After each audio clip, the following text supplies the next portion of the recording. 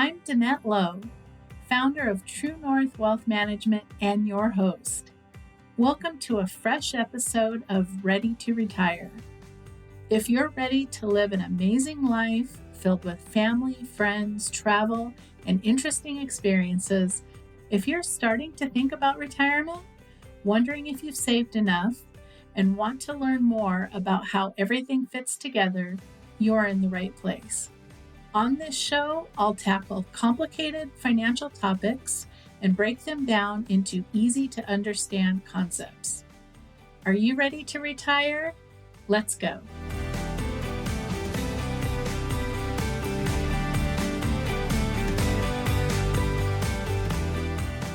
Hello, Danette here. In this episode, we'll explore the 10 most common sources of income in retirement, and we'll also take a look at a few less common sources. This is step 2 of the 3 steps to planning an epic retirement. We've prepared a workbook for the series that you can download from our website, and we've attached a short version in the show notes. Let's begin with a quick overview of the 3 steps. Step 1 is to think about what you want to do in retirement.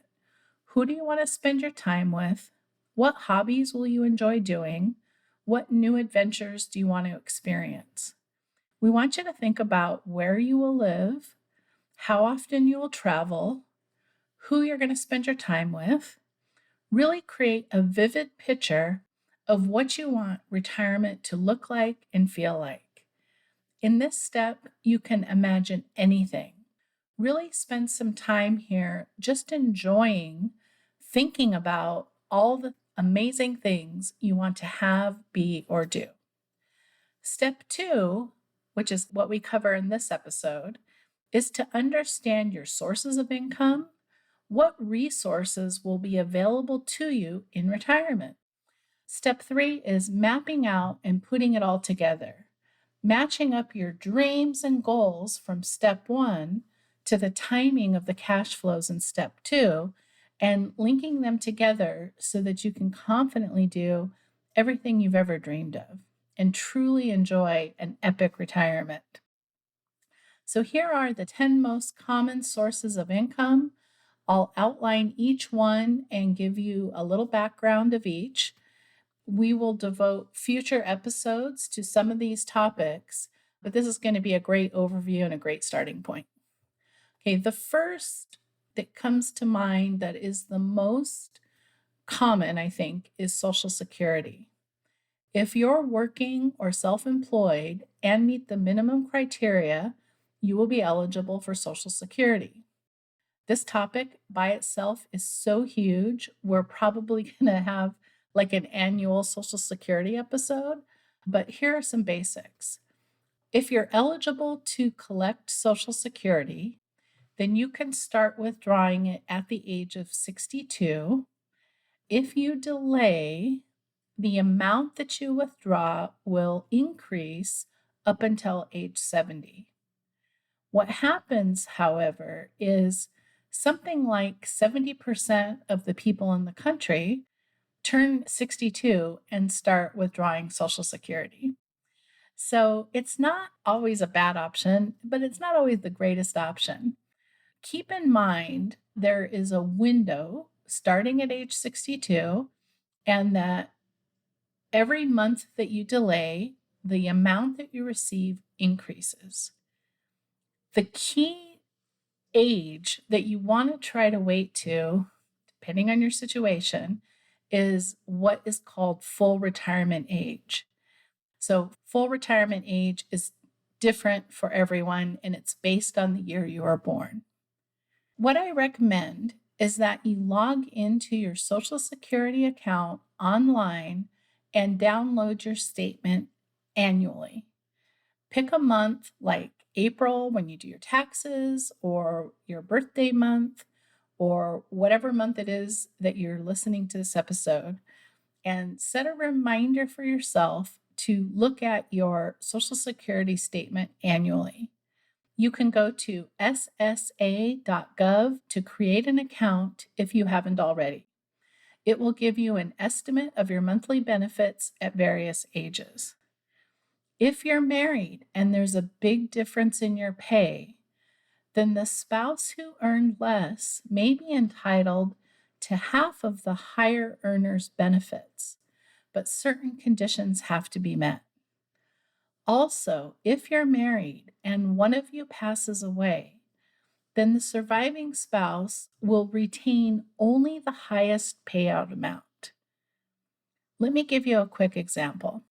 If your benefits are $1,800 per month and your husband's benefits are $1,400 per month and he dies, then his Social Security will go away and you keep your amount of $1,800 per month.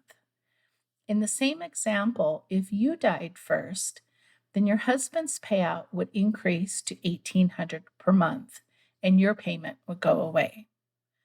That being the case, for married couples, it makes sense to try to maximize one of the two payments because that's the amount that will be paid after the first spouse passes away. And you can do that by delaying the age at which you start withdrawing.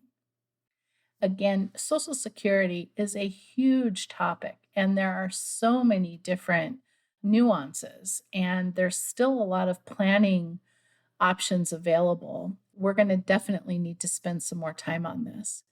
The next major source of income in retirement, it's very similar to Social Security, and that's your pension plans or PERS plans.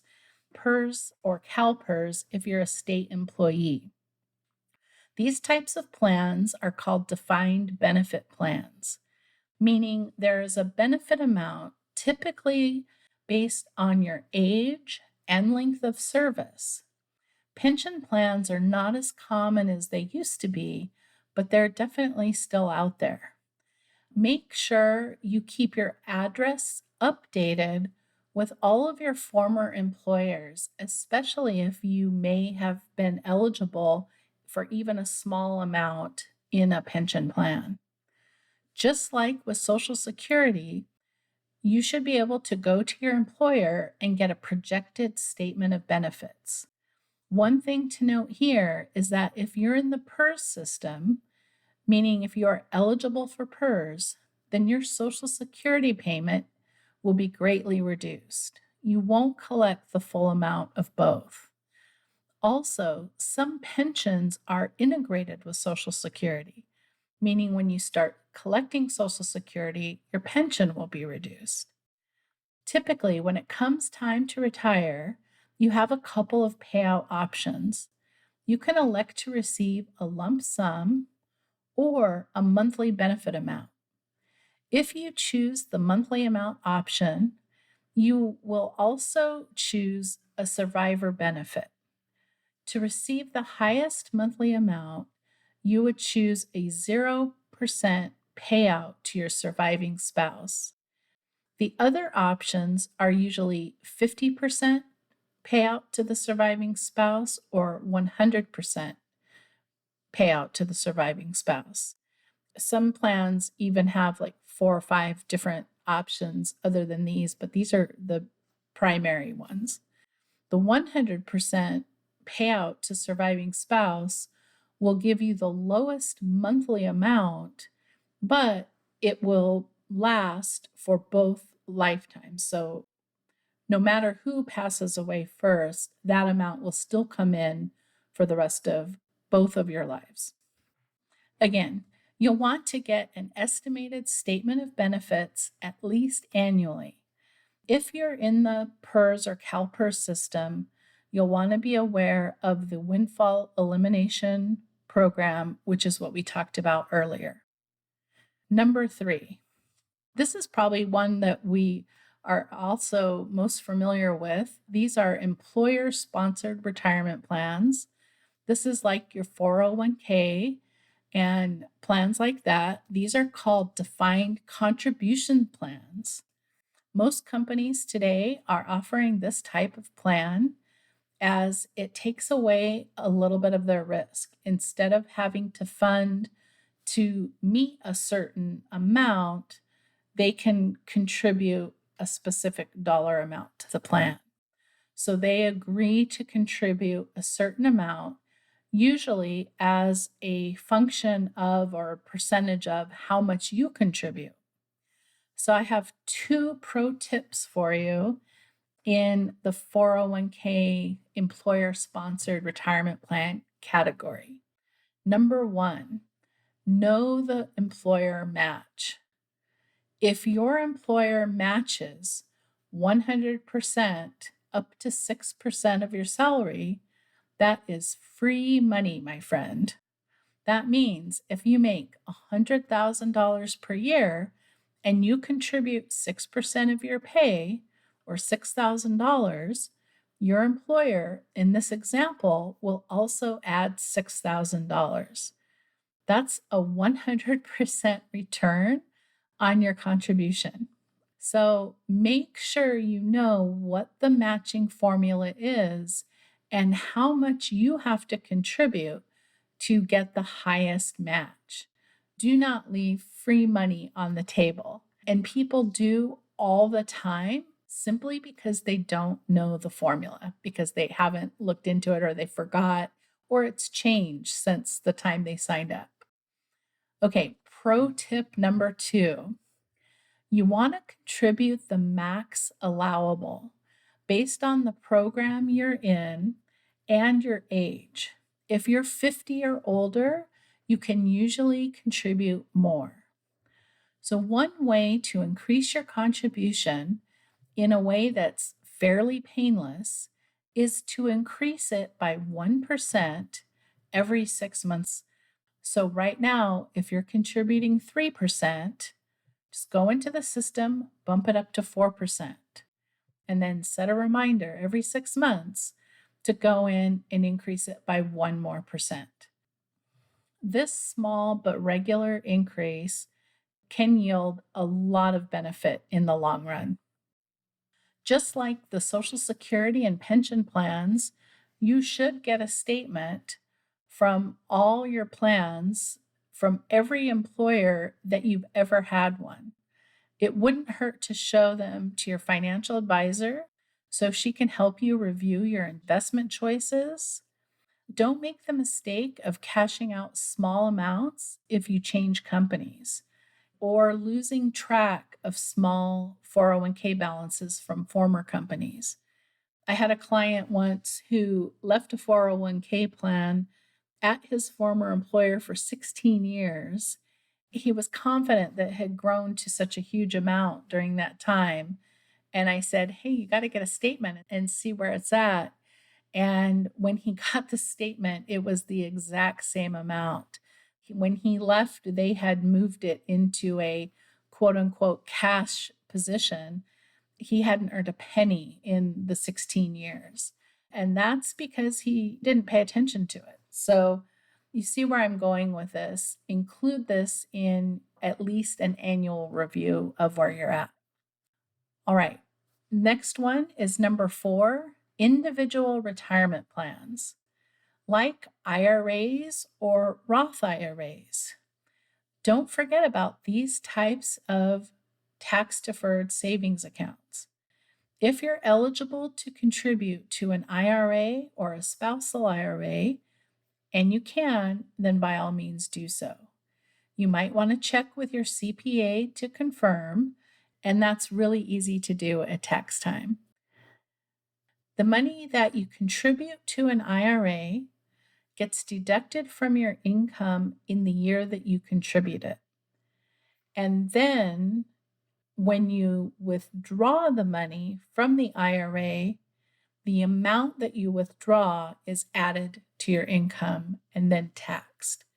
So you get tax deferred growth of all of the money as it's invested. And then if you wait until you retire to start your withdrawals, theoretically, you might be in a lower tax bracket and therefore pay less tax. In the case of a Roth IRA, you don't deduct the contribution from your income, and when you withdraw, you don't add any of the amount you withdraw to your income. So Slightly different, but both very, very good. There's also the ability to do a Roth conversion where you take money from an IRA, pay the tax, and put it into a Roth IRA. And that's the subject of a lot of discussion. And so we're going to probably have a separate episode just strictly on that topic. But that's a little bit about individual retirement plans. Okay, number 5 of sources of income is your regular after-tax savings. That's going to be how much you have saved that is not in any of these other plans. So maybe you have a mutual fund account, maybe you have a stock account, maybe you have a savings account at a bank. One of the things that I see frequently is people somewhat neglect this sort of regular after tax savings. A lot of us are focused on putting all of our money into the qualified plans that we discussed earlier. And then you end up getting overweighted in all of those types of accounts. So when it comes time to retirement and you need to make a large purchase, if all of your money is tied up in a qualified plan, then that becomes taxable. Like if you take a big withdrawal, that becomes taxable, and you have to go to those sources if you don't have very much in the way of after tax savings. Like, let's say you are going to buy a vacation home and it's going to cost $250,000. If you don't have that money available and you have to pull it from an IRA, that $250,000 is going to get added to your ordinary income, and it's going to put you in a really, really high tax bracket. So don't ignore regular after tax savings. Like, don't put 100% of your money into tax deferred plans. You'll be glad that you have sort of a balance when the time comes for spending, especially for major purchases. Okay, number 6 on our list of sources of income, sale of a business. If you're a business owner, the business can represent a huge part of your net worth. And even more than that, it's our identity, it's our sense of self, it's who we are. This raises a number of issues, like, will you sell to a third party? Will you groom a management team internally? Will you work less hours and just keep taking a paycheck? Will you perhaps go public and go in that direction? It makes sense to start thinking about your business, not only in terms of what does it mean to you, but also what type of cash flow will it provide you and your family in the future. For me, when I started True North Wealth Management, I didn't call it Danette Lowe Wealth Management. I intentionally gave it a name so that it could continue long after I retire. What are your feelings about your business? Remember, there is no wrong answer. Whatever you decide is perfect for you and your situation. Just start to think about what type of cash flow you might be receiving at the time when you decide to retire. It might be a large lump sum, or it might be installment payments, or it might be a salary and a reduced number of working hours. There are probably 100 variations of what I just described. So take some time and think about what's going to happen with your business. All right. Number 7 on the list of sources of income is rental income. Rental income is a great source of income in retirement. Maybe you inherited a house and instead of selling it, turned it into a rental property. Or maybe you bought a bigger house and just kept your first house and are using that as a rental. Maybe you actively seek out to purchase rental house opportunities. The other thing I'm seeing people do is earn a fairly decent amount of rental income through vacation rentals like Airbnb and VRBO. Maybe you have an extra room or an outbuilding. This could be a great way to have a little bit of money coming in. Maybe you want to travel abroad for an extended period of time, and you could turn your house into a vacation rental while you're gone. It might offset some of the cost of the travel itself. So, rental income is another common source of income in retirement. The drawback here, and I really debated whether or not to even bring it up, and this is what I've heard from my clients, but as people get older, they tend not to want to be landlords. It is a little bit of work maintaining, so just a thought to keep in mind. Number 8, equity in your home. Oh, very cool. You've bought a home, you're living in your home, the house is appreciated in value. Wonderful.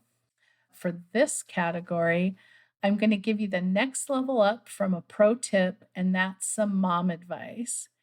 This is not me as a mom, this is advice from my mom. Her advice is don't touch the equity in your home. If you have to, you have to. No judgment, okay? I mean, if stuff goes sideways and you have to spend the equity, by all means, that's what you have to do.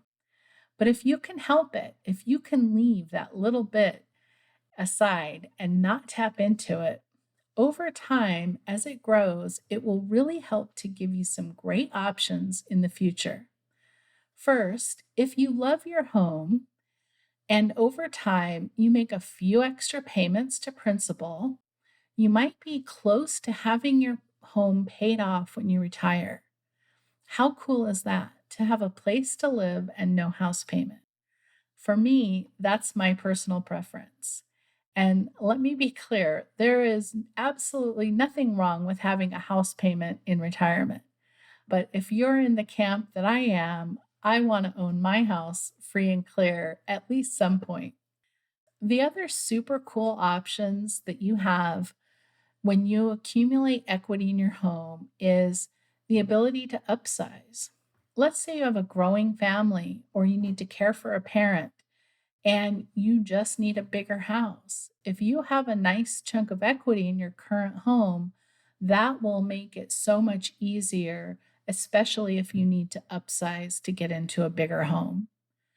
The other huge advantage is downsizing and not necessarily getting into a smaller house. I've known several people who sold their house in California and actually bought a bigger house in Nevada and still had cash left over.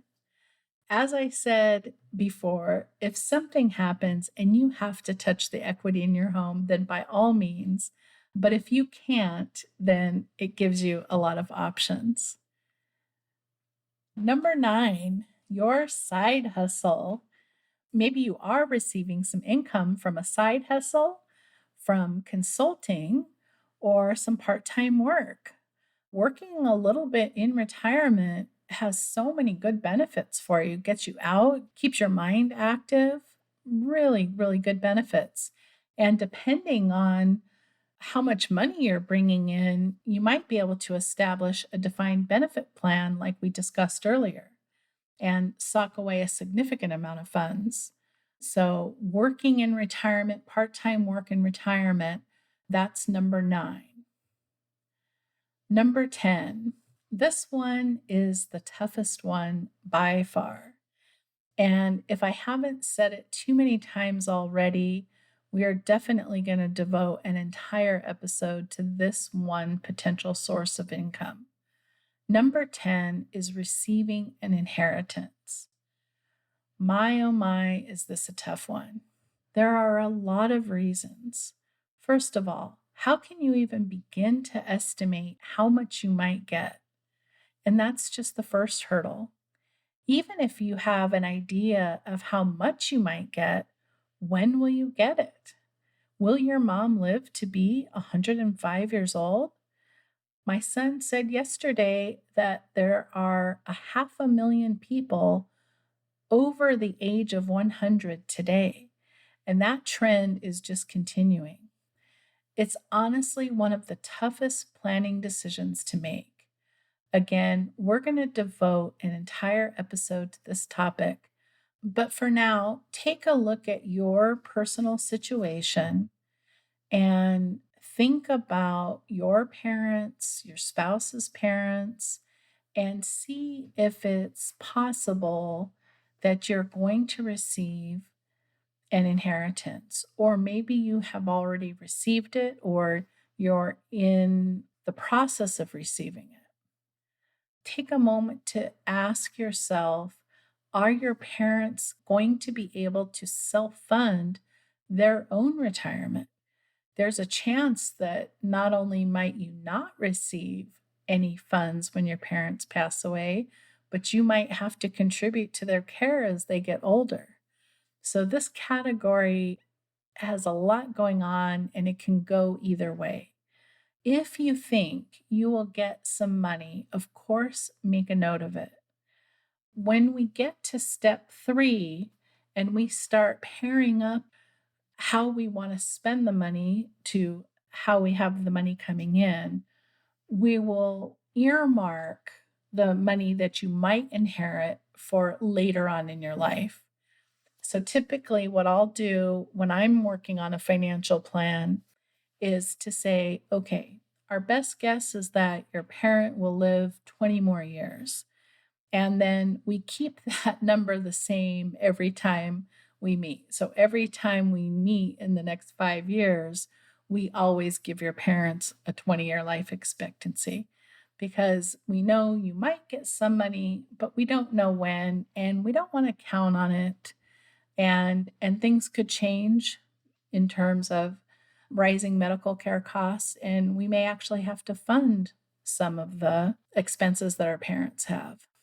So it's a super important potential source of income, and it's a huge, huge topic to think about. Okay, as I work through the list of the sort of common sources of retirement income, there's a few others that I think are worth mentioning. For example, winning the lottery.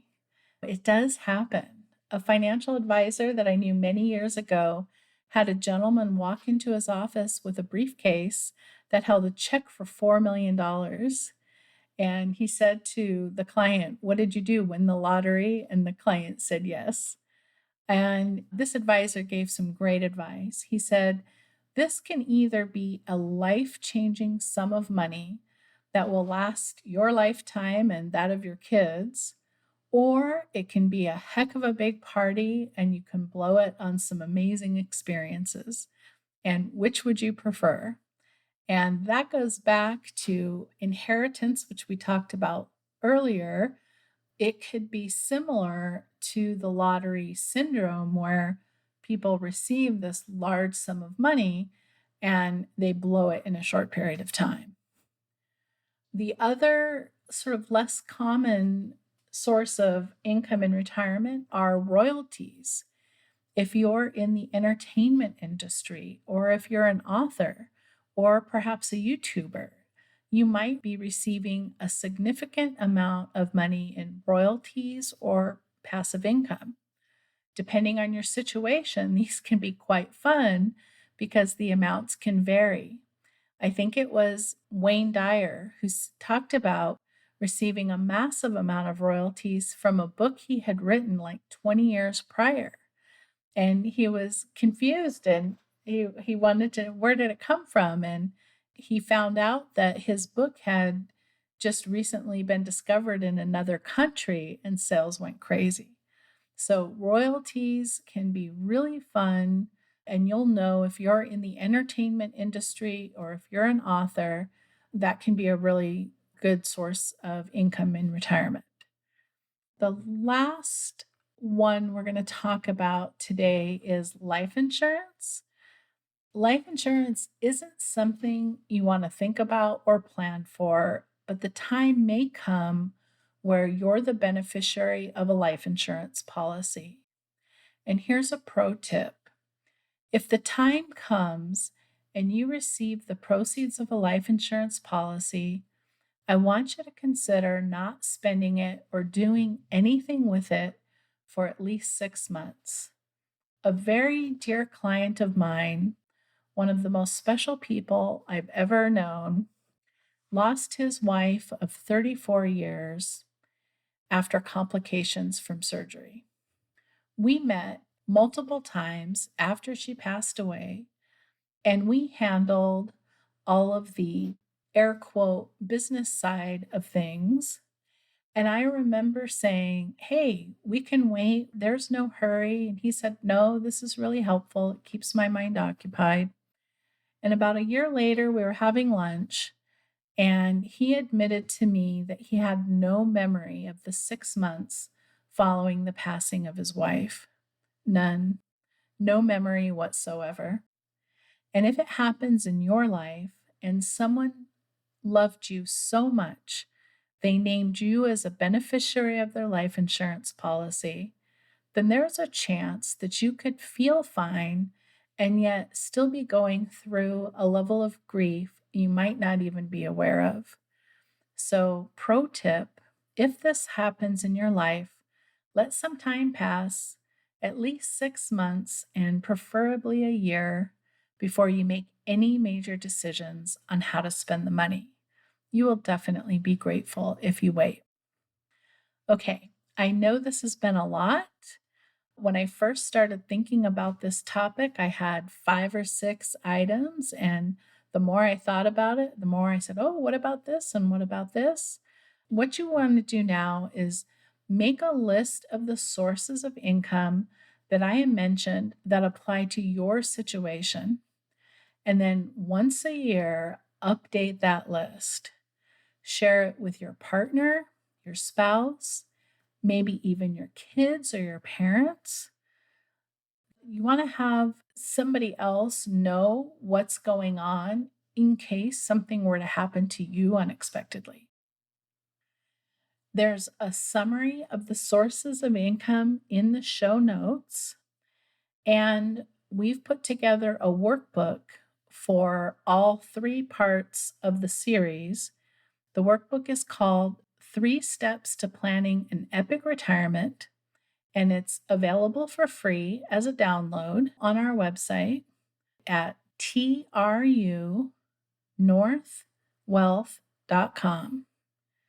In our next episode, part 3 of the series, we're going to bring everything together.